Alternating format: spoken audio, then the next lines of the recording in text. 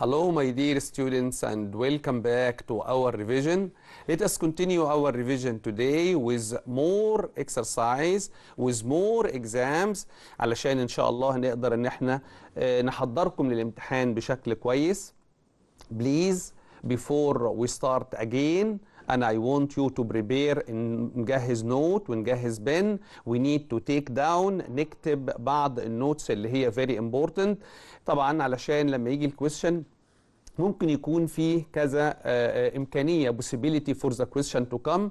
So don't depend only on your memory, you will forget. So please prepare a pen, prepare a notebook, and write down all the notes.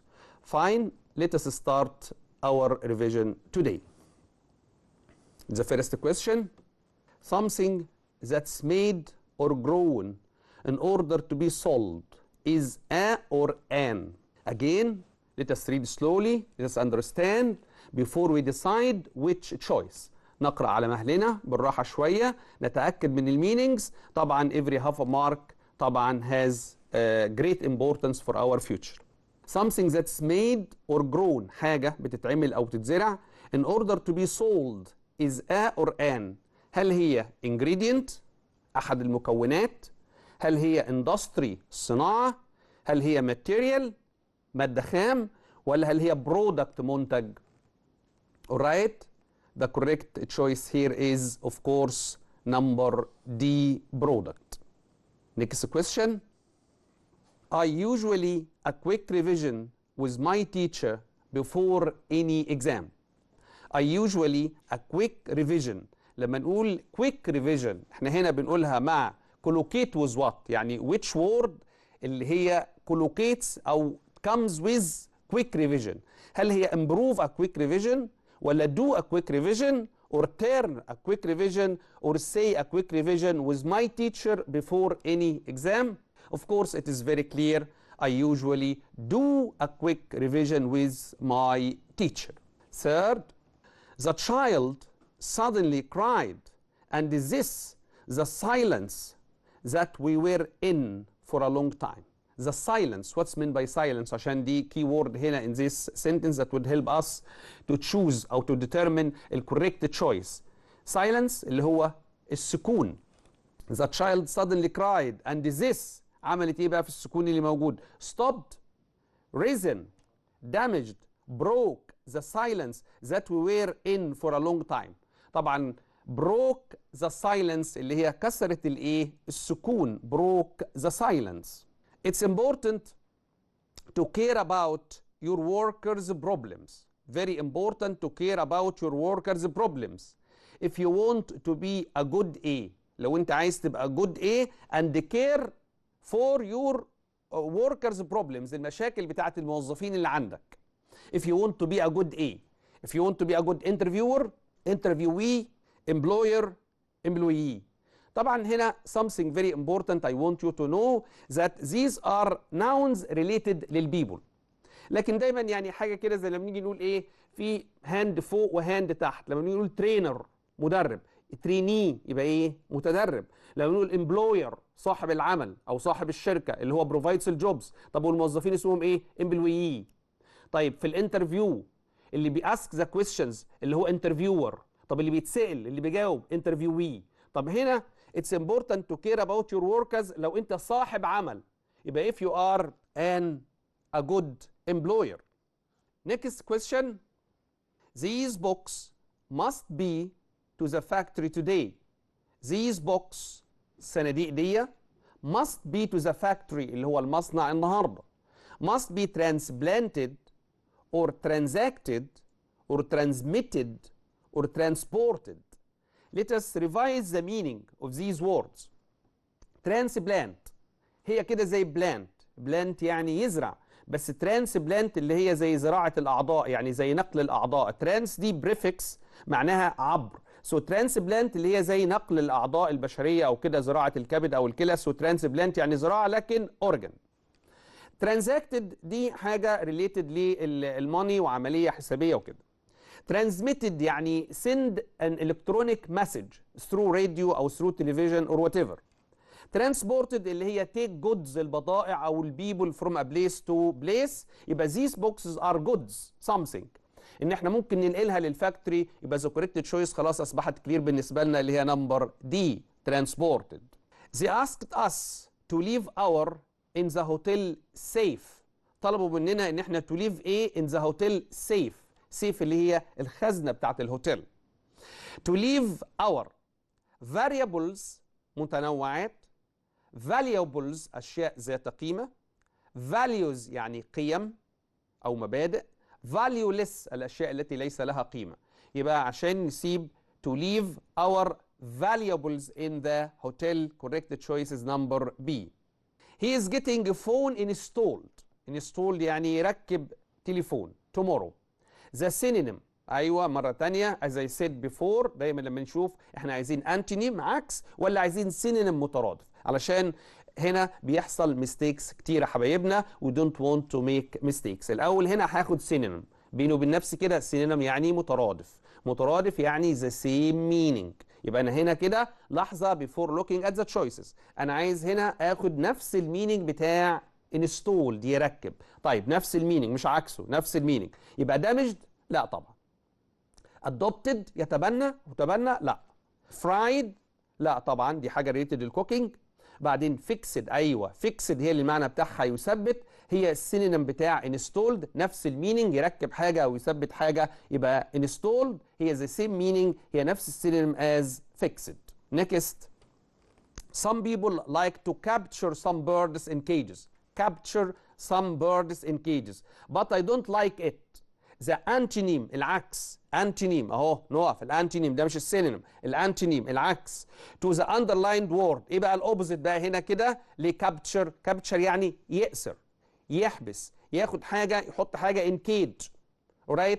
طيب ايه الاوبوزيت؟ الاوبوزيت بتاع كابتشر ان انا to free something اطلق شيء نسيب شيء. طيب realize لا، release ممكن، بليز يسعد، سيز يعني يقبض على، طبعا هي almost the same meaning as capture، واحنا مش هننسى ان احنا عايزين الانتونيم العكس بتاع capture اللي هو release يعني free. he had grown in Tanta before moving to Cairo. يكبر على طول، ده preposition سهل بالنسبه لنا طبعا اللي هو grow up على طول، grow up يكبر. it's challenging to win this international race. it's challenging حاجه يعني فيها تحدي، فيها difficult work to do but interesting of course. the word challenging is a or an. نرجع للبارتس اوف سبيتش، هل دي noun ولا pronoun؟ هل دي verb؟ هل دي adjective ولا adverb؟ طبعا نشوف عندنا هنا it's challenging يعني انا هنا كده describing something، زي ما يكون ان challenging دي adjective بتوصف البروناون عندي اللي هو مين؟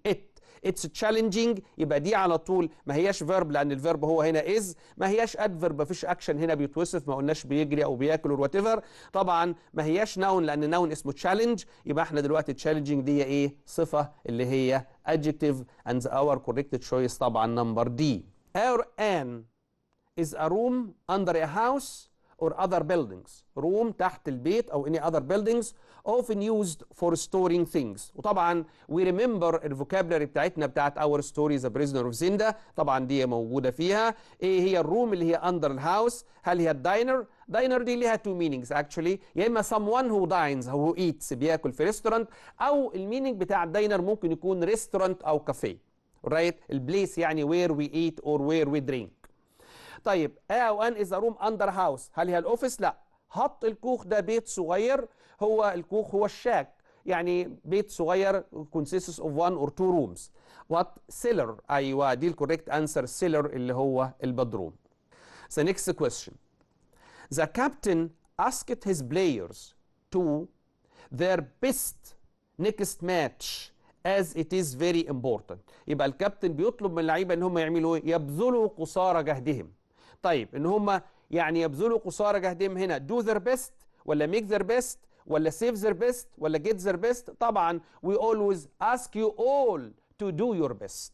So here the captain asked the players ان هم to do their best يعني يبذلوا ما في وسعهم او يبذلوا اقصى مجهود they can do. يبقى the correct answer here to do their best.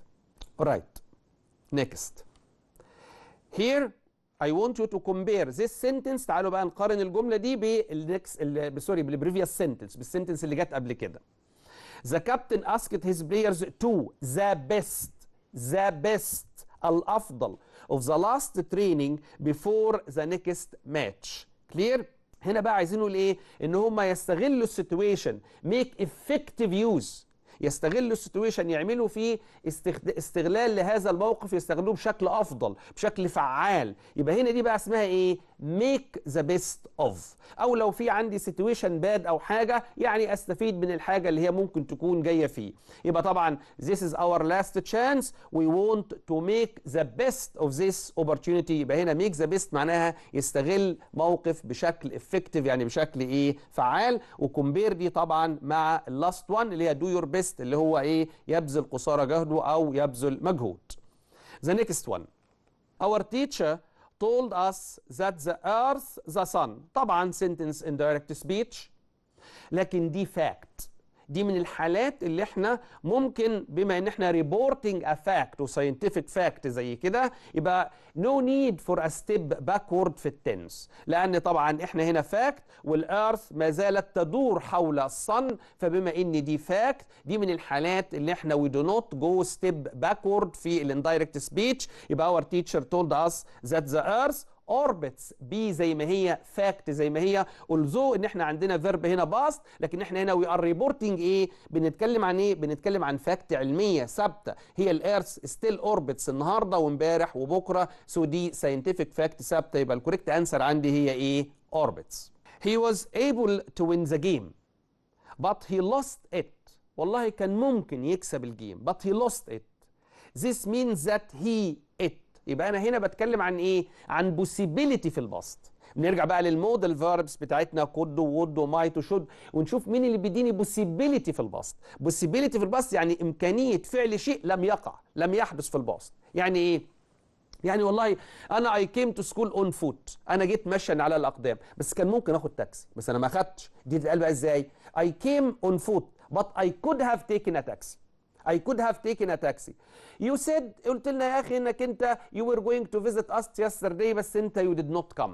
انت you wasted our time. طب كنتوا هتعملوا ايه؟ يا اخي we could have gone out. كان من الممكن ان احنا نخرج بره. We could have gone to the cinema. يبقى could have plus past participle دي اللي فيها البوسيبيليتي بتاعة الباست. بوسيبيليتي يعني ايه؟ امكانية وقوع حدث في الباست but it didn't happen. نبص كده في السنتنس.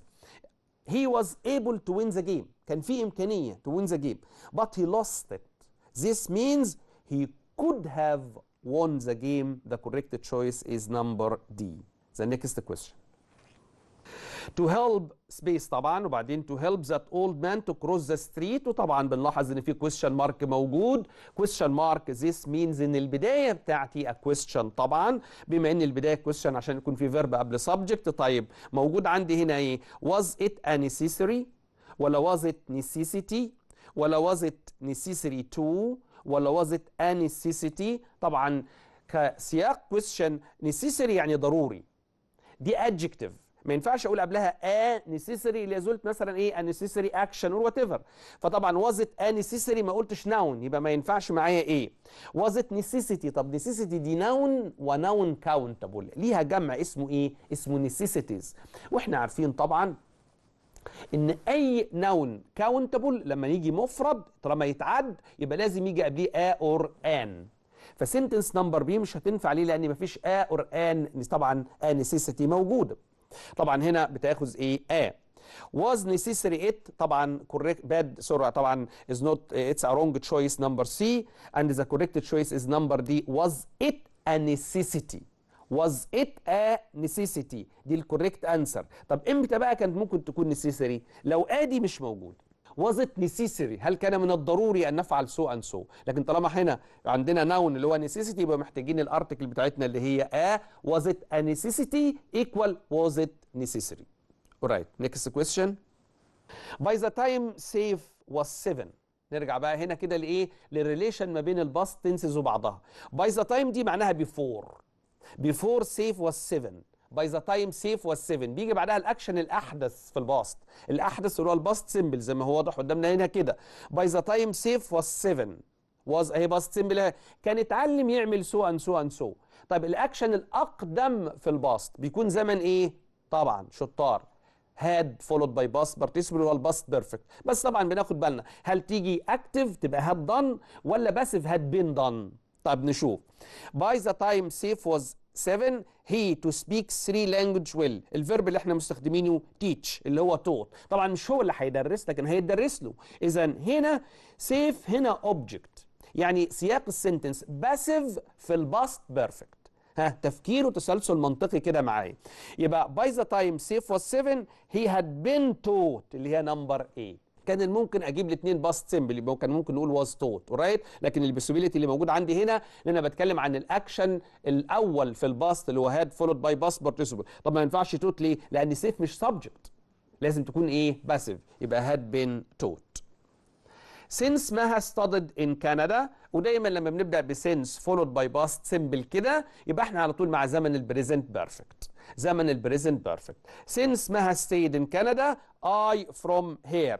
I haven't heard from here اللي هي نمبر بي. طبعا دي تركيبه كونستراكشن كده معروفه ان احنا سنس بعدها باست سيمبل يبقى احنا بنتكلم على البريزنت بيرفكت. طبعا السنتنس دي اكتب معايا وقول لي ايه البوسيبيليتي الثانيه اللي هي we can use it in. alright انا كان ممكن اقول I haven't heard from Maha since she stayed in Canada. وباي ذا واي عندي هنا hear from. hear from معناها يراسل communicate send letters او whatever. اما hear of معناها يعرف عن شيء for the first time. اما hear about يعرف الليتست نيوز. يبقى في hear from بالمره طبعا. hear from يراسل، hear of يعرف عن حاجه لاول مره، hear about يسمع الليتست نيوز زي ما تقول ايه have you heard about the accident today. alright next. this means that someone changed my car oil. طبعا احنا هنا مع الكوزيتيف. الكوزيتيف نتذكره مع الفيرب هاف والفيرب جيت. لو كوزيتيف اكتف يبقى I have someone clean my car. لو I got someone تبقى to clean my car. يا اما I have او I got my car تبقى ايه cleaned. نشوف البيسيبيليتي اللي موجوده. this means that someone changed my car oil. طبعا I changed my car oil لا يبقى انا اللي عملتها بنفسي. I had to change my car oil كنت مجبر بس انا اللي عملتها بنفسي. دي مش تركيبه باسيف سوري اللي هي كوزيتيف في الباسيف. I got my oil to change لا طبعا لو انا I got my oil او I got my car oil changed الكوريكت تشويس معايا اللي هي نمبر A D. Next. My teacher asked me I had done in the summer holiday. My teacher asked me طبعا ده question في الاندايركت سبيتش، وهنا بنقول في question word موجوده what or who or when or which. هنشوف الكويشن وورد المناسبه. My teacher asked me عن اللي انا عملته يبقى الكويشن وورد المناسبه اللي هي what I had done in the summer holiday. All of my cousins دي يعني they يعني plural. All of my cousins watching English movies. We usually watch them together. Right. All of my cousins likes ده عايزه هي او she.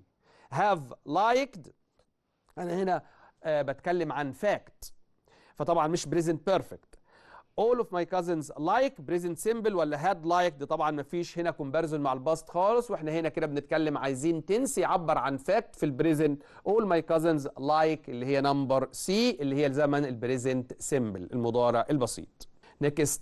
I phoned my employer. أنا اتصلت بصاحب العمل 3 times but he was ولكنه كان busy enough to answer me ولا too busy to answer me so busy that he answered me such a busy man that he answered me. لا أنا I phoned my employer 3 times but يبقى أنا meaning negative يبقى هو ما ردش عليا. يبقى الكوريكت answer هنا اللي هي إن هو نمبر B he was too busy to answer me يعني كان busy جدا لدرجة إن هو he cannot answer me. حبايبنا مع بعض بليز خلينا فايقين كده ومصحصحين بليز. write down your notes. my laptop needs to fix. هل اللابتوب هو السبجكت هو الفاعل؟ لا ده اوبجكت يعني احنا محتاجين صيغه تكون من صيغ الباسيف. باسيف يعني ايه؟ حته من فيرب تو بي فولود باي باست بارتيسيبل.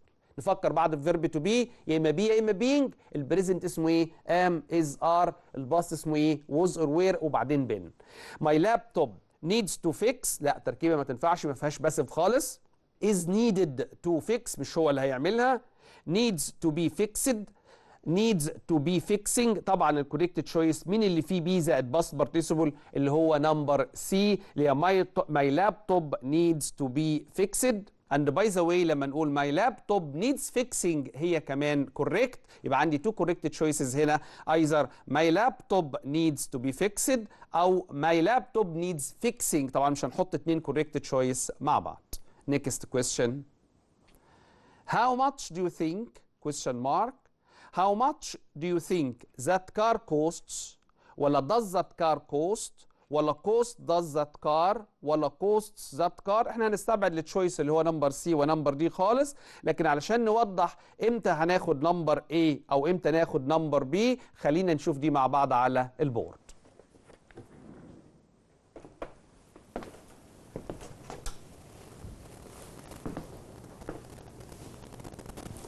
نشوف مع بعض كده. why is she sad. right. حط هنا question mark ولا full stop؟ لا طبعا ده question mark. ليه؟ why is it a question mark؟ because we have a verb here اللي هو ايه؟ is preceded the subject، جه قبل السبجكت هنا، يبقى دي صيغه question على طول. طالما انا عندي verb قبل السبجكت يبقى على طول question mark. طيب how do you know that this is a question؟ alright. هل because it started with why ولا علشان الفيرب اللي قبل السبجكت؟ طب تعالوا كده نجرب مع بعض. طب لو احنا كتبنا كده is she sad هل هحط فول ستوب ولا question mark؟ لا طبعا question mark كمان. ليه question mark؟ علشان في فيرب قبل ايه؟ قبل subject. لكن في another way طريقة تانية كده بعض الناس بتحب انها تستخدمها before they give the question بيدوني question تاني قبلها. يعني هو انت ممكن تجاوبني كذا؟ تستطيع انك انت تديني اجابة؟ طب لو سمحت ممكن اسأل سؤال. ازاي؟ لو انا ابتديت وقلت كده can or could you tell me. طيب هنا البداية ايه؟ verb before الايه؟ السبجكت. انا هكمل كتابة دايما وفي النهاية احط question mark. ليه؟ لأن في فيرب بيفور الايه؟ السبجكت. طيب أدا كويستشن أهو نهايته كويستشن مارك. تعالوا نضم بقى التو كويستشنز كده مع بعض نسأل نحط الكويستشن ده كده قبل الكويستشن اللي هو واي از شي ساد. بدل ما أخش مباشرة من الكويستشن واي از شي ساد بقول لك هو أنا ممكن أسألك سؤال؟ هي ليه هي زعلانة؟ أورايت. نبدأ بقى كده نقول كان يو تيل مي واي. جرب بقى معايا. لو أنا قلت واي is اقول ازاي بقى؟ اقول why is she sad. يبقى انا كده مش محتاج question mark واحد، ده انا كده زي ما اكون محتاج اتنين. ليه؟ ما هو في فيرب قبل السبجكت اهو كان يو، يبقى ده هنا كده اهو احط question mark. طيب ارجع تاني اقول is ودي فيرب قبل السبجكت. ايه هو انا اقدر احط question mark تاني؟ لا ده ما ينفعش كده. طيب نعمل ايه بقى؟ لما يكون في two questions at the same question مضمومين مع بعض يبقى بنكتفي فقط بالاول. يعني ايه؟ يعني في فيرب بيفور سبجكت واحد اهو كان يو تيل مي.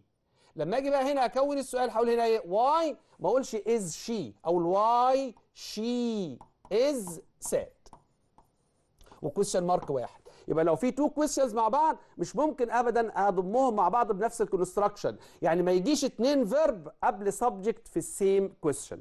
طب لو عايز اكمله باز شي ساد اهو كان يو تيل مي. عندي حل من اتنين، يا اما نحط اف او وذر. طبعا الكلام ده احنا عارفينه من الاندايركت سبيتش، اف او وذر وبعدين نقول شي از ساد. ما عدناش تاني نجيب فيرب قبل سبجكت، لا سبجكت بيفور ايه؟ فيرب هنا. ليه؟ لان احط كويشن مارك هنا والكويشن مارك ده على اساس ايه؟ كان قبل يو هنا. يبقى ما يجيش تو كويشن ات ذا سيم كويشن. اورايت؟ كده ممكن نرجع ونكمل مع بعض.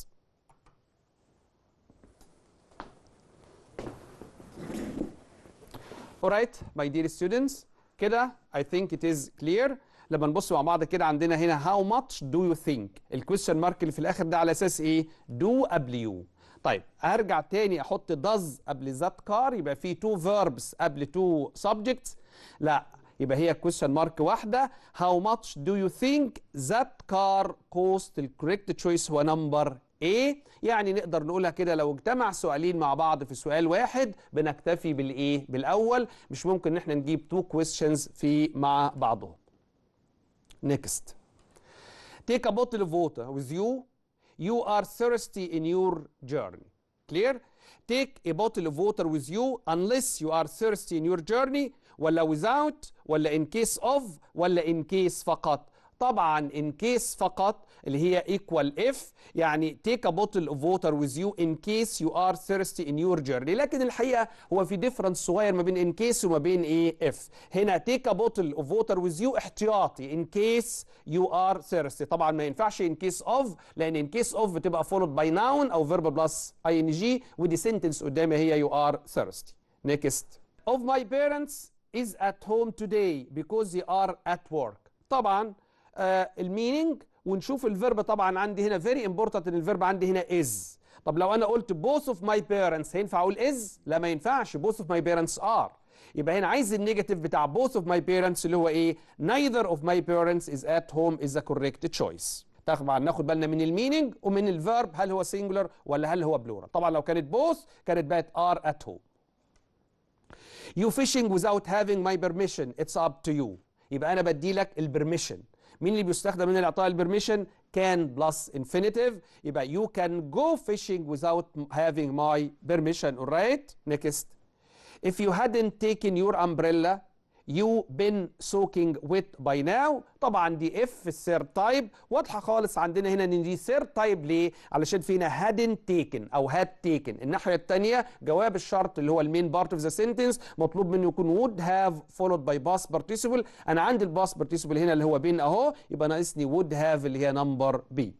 الخطا في if جريمه. if طبعا حاجه سهله ان احنا نتعلمها. alright and now let us move to the next part اللي هو الريدنج. alright. as we said before، طبعا انا عايز احطك في الريل سيتويشن في الامتحان، مش جنبك ديكشنري، مفيش جنبك حد ان هو كان هيلب يو with the meaning. you need to work and to depend on yourself. وزي ما قلنا ان البيست واي فور يو تو انسر the comprehension questions او the comprehension in general هو ان يكون عندك حصيله لغويه كويس. دايما اكتب ودون وتعلم دايما ايه جديد. انا هحاول ان انا not to translate every single word علشان تكون في ريل سيتويشن في الامتحان. Mount Kilimanjaro is the highest mountain in Africa. Marcos was one of a group of climbers who decided to climb it to raise money for charity. Charity أعمال الخير. To raise money for charity. واضحة هنا من خلال السياق بتاعنا. To raise money for charity means to take or to collect money for charity. This is his account, his report, تقريره of the final part of the climb. بيقول ايه بقى فيه؟ I wake up after 2 hours fitful sleep. طيب what's meant by fitful sleep؟ مش عارف المينينج بتاع fitful. طب alright wait read and you can deduce أو you can deduct المينينج بتاعها. I am unable to eat anything. Everyone looks frightened. كلها meanings negative اهي. يبقى انا هاخد ان المينينج بتاع I wake up after 2 hours fitful sleep بان مش معنى بوزيتيف لانه كله followed by حاجات نيجاتيف. كويس؟ انا I do not want to be in a hurry and give you the meaning of fitful but I want you to work out what's meant by fitful. I wake up after 2 hours fitful sleep. I am unable to eat anything. Everyone looks frightened. My head is aching. فيها ألم.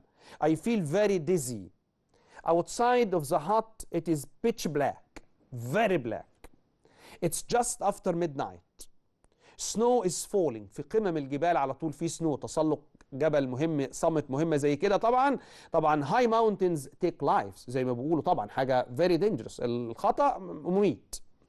I feel very dizzy. Outside the hut is pitch black. Very black. It's just after midnight. Snow is falling. It's freezing. The hard climb and effects of the altitude high have made everyone look tired. The group climbs silently in single file, maybe in single line. Through deep snow, the altitude, the height, is playing tricks on my mind. I try to concentrate. All I can do is to watch my feet and count to 10 all the time. People around me are just standing still as they try to get their breath. I try to encourage them, أشجعهم, to keep walking. My friend looks at me helplessly. I lose all senses of time. ما كنتش عارف التايم ايه. And distance والمسافة. هاي طبعا آلاف المترات فوق. When I check my watch, I see with surprise that I have been walking or climbing for 3 hours already. I feel as if I am fighting every step of the way. As if I am in a fight. كفاح. معركة. All I want to do is turn round and go down. Give up. هل ممكن أتخلى عن التسلق وأرجع؟ But I must reach the top. I begin to wonder if I am strong enough to complete طبعا. My head is thumping. Head is thumping, maybe beating.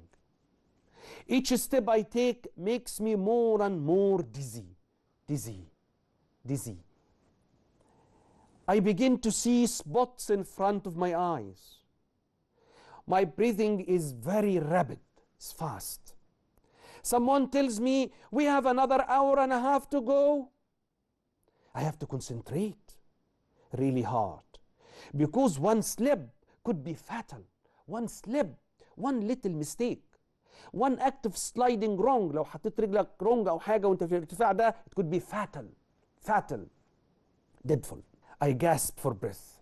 Then I see gentleman's peak, قمة, up ahead of me. Someone at the top is telling me to make one last effort, encouraging me maybe. I am aware of the sun beginning to rise above the clouds. I scramble up the last few meters, maybe climb with difficulty. And suddenly I realize I have done it. I am there. I am at the top of Africa. Let us go to the questions. Marcus climbed the mountain for fun, for money, for free, for fame. طب إذا كان هو قال إن هو climbed for charity, to raise money for charity, يبقى هو هياخد فلوس؟ لا. لأعمال الخير, to collect money لأعمال الخير. يبقى هنا for a free is the correct answer. The next question. The synonym of the underlined word raise. Synonym of raise. اللي كانت raise money for charity.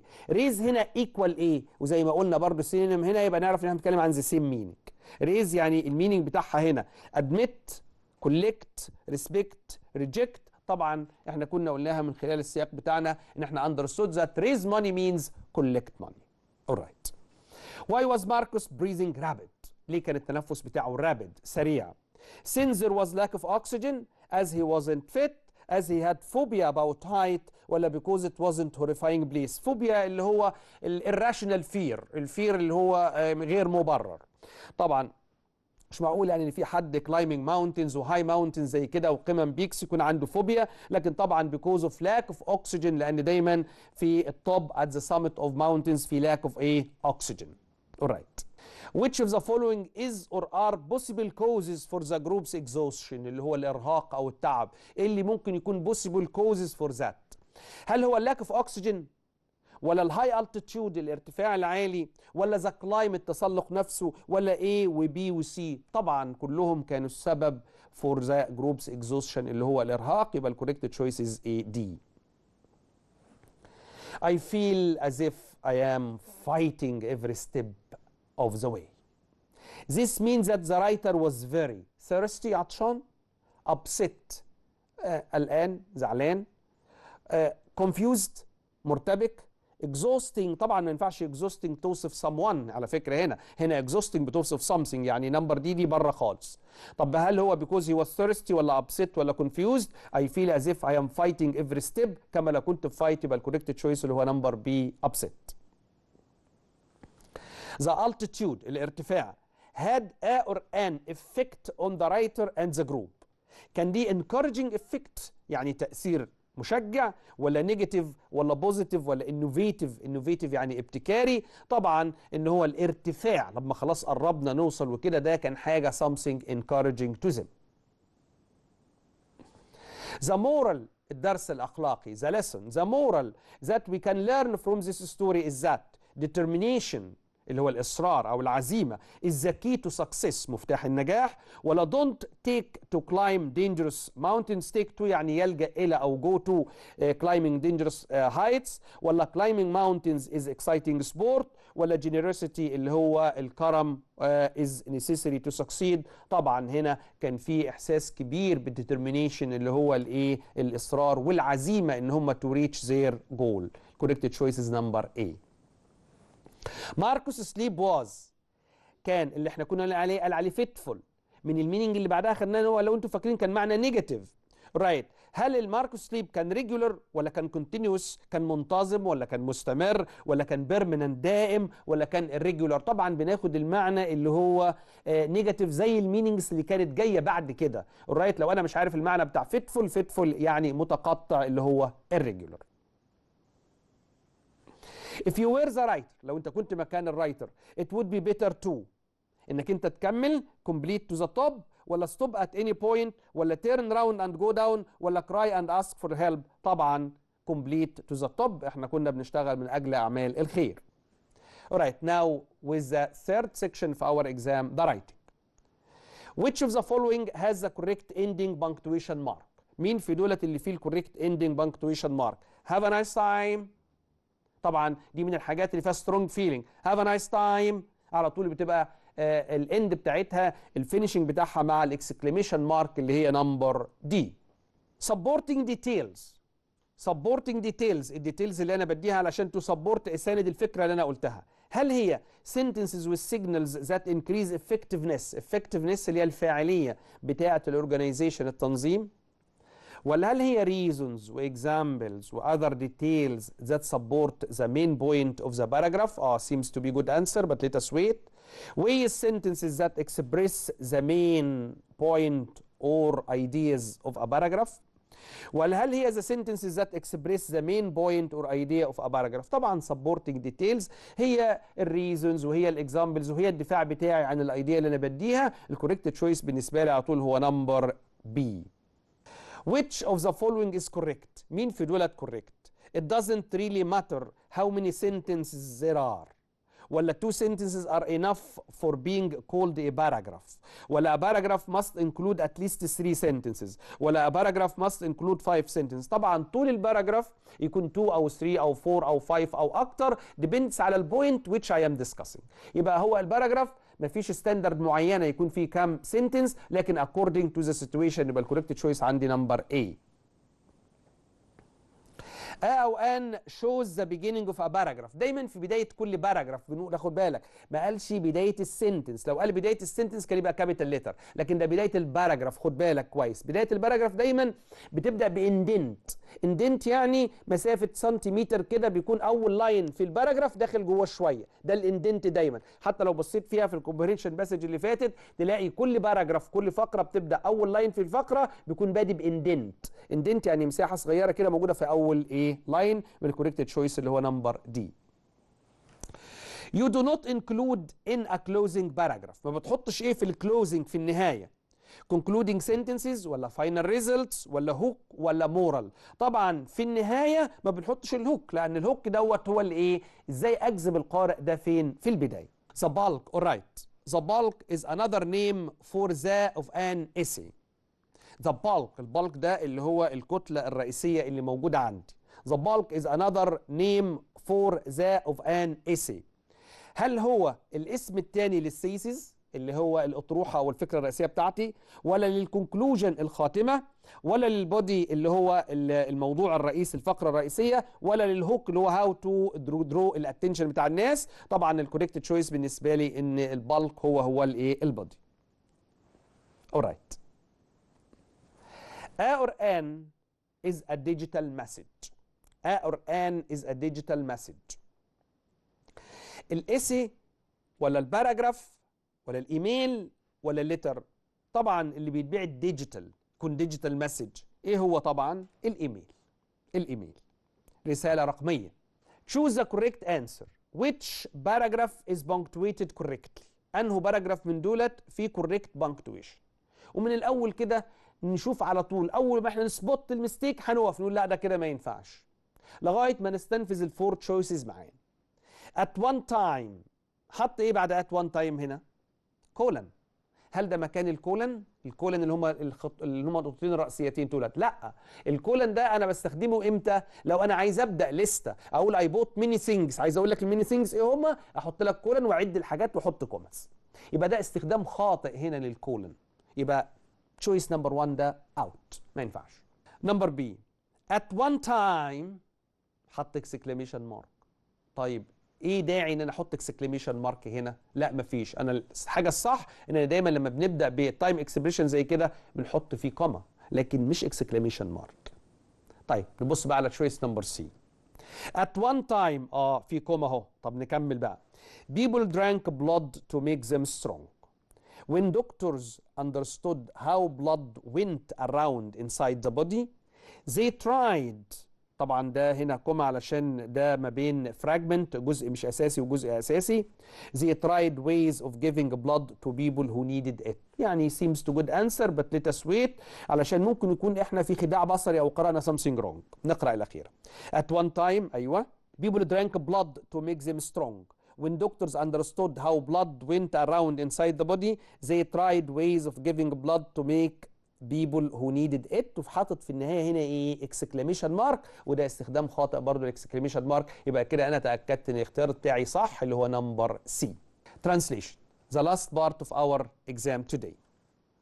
Tolerance انا هترجم لنفسي زي ما احنا قلنا في الاول علشان to understand the sentence fully and well before I make my choice. Tolerance التسامح is a good quality that all religions كل الأديان cultures الثقافات and social systems الأنظمة الاجتماعية call for. يبقى إن التسامح صفة جيدة تدعو إليها جميع الأديان والثقافات والأنظمة الاجتماعية. إن التسامح صفة جيدة، يبدو إنها بادية في الأربعة sentences مظبوط كده زي بعض. طب نكمل. we can feel it obviously ممكن نشعر بها بوضوح in our daily treatments. treatments هنا هيبقى معناها تعاملات مش علاجات. sometimes أحيانا it might seem to disappear يبدو أنها قد تختفي but it is always there ولكنها دايما إيه؟ موجودة. طب نكمل. إن التسامح صفة جيدة تدعو إليها جميع الأديان والثقافات والأنظمة الاجتماعية ويمكننا أن نشعر بها بوضوح في علاجاتنا اليومية. لا احنا اتفقنا مش هنترجم ترجمة حرفية، دي تعاملاتنا اليومية. يبقى أنا كده استبعدت إيه؟ طيب إن التسامح صفة جيدة تتصل بها تتصل لا هي كول فور تدعو. تعالوا كده نشوف اللي بعدها. إن التسامح صفة جيدة تدعو إليها جميع الأديان والثقافات والأنظمة الاجتماعية ويمكننا أن نشعر بها بوضوح في تعاملاتنا اليومية وفي بعض الأحيان قد يبدو أنها تختفي لكنها موجودة دائما. أنا شايف دي بتديني نفس اللي موجود بالظبط في الأوريجينال سنتنس، لكن نقرأ الأخيرة. إن التسامح صفة جيدة تدعو إليها جميع الأديان والثقافات والأنظمة الاجتماعية وقد نشعر بها بوضوح في تعاملاتنا اليومية في بعض الأحيان قد يبدو أنها تظهر لا فوق إيه؟ تختفي disappear. يبقى كده خلاص أنا decided my correct choice is number C. Next. The new traffic law قانون المرور الجديد is extremely strict صارم جدا. It aims at protecting بيهدف إلى حماية أرواح الأبرياء المواطنين الأبرياء from the reckless of some drivers من recklessness تهور بعض السائقين. punishments العقوبات تشمل imprisonment السجن and paying a lot of money as fines. كلمة fines هنا يعني غرامات. طبعا نبص مع بعض كده. إن قانون المرور الجديد صارم للغاية وهو يهدف إلى حماية أرواح المواطنين الأبرياء من تهور بعض السائقين وتشمل العقوبات والسجن ودفع كثير من الأموال بخير. طبعا أنا هستبعد دي علشان الترجمة حرفية لفاينز. إن قانون المرور الجديد صارم للغاية وهو يهدف إلى حماية أرواح المواطنين الأبرياء من تهور بعض السائقين وتشمل العقوبات الحبس ودفع الكثير من المال كغرامات. يعني يبدو أنها كويسة لكن ننتظر. إن قانون المرور الجديد صارم للغاية يهدف إلى حماية المواطنين الأبرياء من تهور إلى حماية المواطنين، ما جابش أرواح المواطنين. يبقى أنا شلت سي كده. أيوة أورايت كان ممكن، لكن طالما في إمكانية إن أنا أترجم كل حاجة صح يبقى أخد الإيه؟ يبقى نمبر بي أفضل من سي. إن قانون المرور الجديد صارم للغاية وهو يهدف إلى حماية المواطنين الأحياء. لا هنا الأبرياء كده كويس innocent. يبقى أنا حددت كده معايا الكوريكت تشويس بالنسبة لي اللي هو رقم بي. ما زال العالم كله يعاني من الآثار السيئة التي تسبب فيها فيروس كورونا كوفيد-19. alright. بعض الدول تحتاج لسنوات لكي تعود مرة أخرى إلى ما كانت عليه قبل فيروس كورونا. طيب the whole world still suffers from the bad effects that coronavirus COVID-19 has caused. Many countries need years to come back again as they were before coronavirus. أنا شايف إنها كويسة بس لتسويت. The whole world still suffered. جابها هنا باست والسياق فوق كان بيقول ما زال العالم كله يعاني، يبقى مش باست، يبقى أنا هستبعد نمبر بي على طول. The whole world still suffers from the good effects. لا مش good effects، ده bad effects، يبقى أنا استبعدت سي. The whole world still suffer from the bad effects that coronavirus have caused. مفروض has caused دي. Many countries needs. ودي كمان فيها correct، فيها mistake في الجرامر ان many countries تبقى need، يبقى انا استبعدت دي ما تنفعش. استبعدنا سي علشان الجود effects. استبعدنا كمان the whole world still suffered اللي هي نمبر بي علشان ده باست، يبقى الكوريكت تشويس على طول معايا اللي هي نمبر A. Last one. يعجب الناس بمحمد صلاح ويثنون عليه بسبب ذكائه وقدرته على تسجيل أهداف وطيبته وتبرعاته الكريمة لقريته بشكل خاص وللجمعيات الخيرية في مصر بشكل عام. People admires. wrong. People desire. ما تاخدش اس في الفيرب، أنا كده استبعدت إيه على طول. People admire and praise محمد صلاح for their. لا مش their، أكيد تبقى his، استبعدت بيه. People admire and praise محمد صلاح for his intelligence, ability to score goals, his kindness, and his generous donation تبرعاته الكريمة to his village لقريته particularly بشكل خاص to charities الجمعيات الخيرية المؤسسات الخيرية in Egypt generally. شايفها كويسة، لكن نبص على last one. People admire and praise محمد صلاح for his intelligence abilities. لا هو فوق ability بس اللي هي ايه؟ قدرة. ومن هنا كده نلاقي الكوريكت تشويس بالنسبة لنا اللي هو ايه؟ سي. طبعا حبايبنا thank you for being with us today، لكن أنا I want you always إن كنتوا to get benefit، نستفيد من كل حلقة موجودة. بليز دايما كتاباتنا موجودة، النوتس بتاعتنا موجودة، سيبريت موجودة. أنا النوتس بتاعتي على الامتحان الأول، على الثاني، على الثالث، وأستفيد دايما من كل النوتس اللي احنا كتبناها واللي احنا قلناها. إن شاء الله بإذن الله we promise you بنوعدكم with more revisions و more practice as we said. طبعا practice makes you perfect. We hope you all the best. انتم املنا طبعا شباب وابنائنا بناتنا وابنائنا في الثانويه العامه. شكرا and see you next time.